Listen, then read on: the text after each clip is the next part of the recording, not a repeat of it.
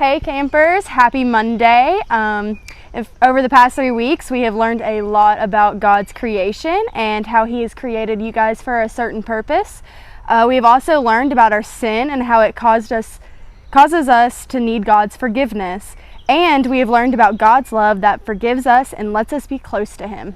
So for this week we are going to be learning about how God shapes us into a strong, faithful Christian. We will talk about how God molds us to look more and more like Him each and every day, and how He will breathe life into us so that we can share His love with others. It's going to be really fun and really simple. Today we are going to read a story about a man named Eutychus. Eutychus was a kid that fell asleep in church. I'm sure most of you guys can relate to falling asleep in school or church, just like everyone else.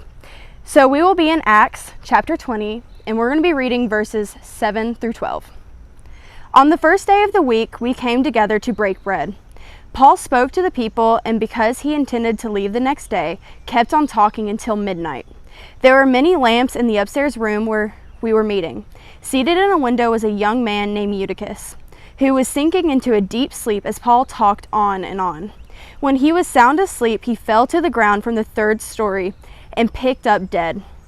Paul went down, threw himself on the young man, and put his arms around him. "Don't be alarmed," he said. "He is alive." And when he went upstairs again and broke bread and ate, after talking until daylight, he left. The people took the young man home alive and were greatly comforted. So that was Acts chapter 20, verses 7 through 12. And like I said before, if you guys have ever fallen asleep during school or church or a long sermon, you guys know exactly what Eutychus felt. And Paul had a lot to say, so he was talking on and on and on, and so Eutychus just simply fell asleep. Could you imagine falling asleep and falling down 3 stories to the ground? That would be scary. But Paul was concerned for him and ended up bringing him back to life. That's amazing. The people who were listening to Paul were very happy that Eutychus was okay. Eutychus was part of their community, and more importantly, part of their Christian community. And as Christians, we were designed to need community. We need each other, and we need to help each other in our faith. And it's very important that we hold each other to live a good Christian life, and we help each other grow in ways that we need to be grown in.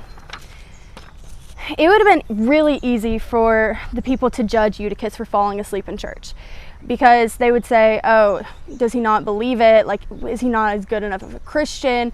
But maybe he was just tired, and Paul was talking a lot.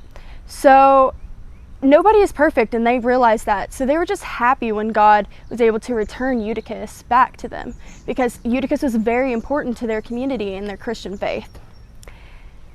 We've talked a lot about God breathing life into us, and this usually means that God has given us a new, full meaning as we follow Him. But in this case of Eutychus, God literally breathed life back into him. Eutychus' life was literally restored.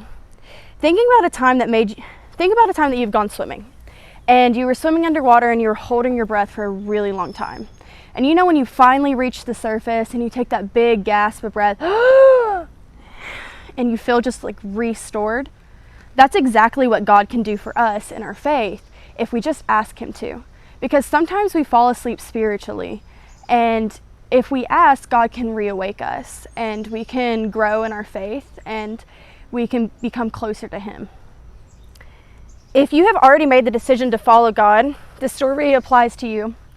And if you haven't, the story also applies to you.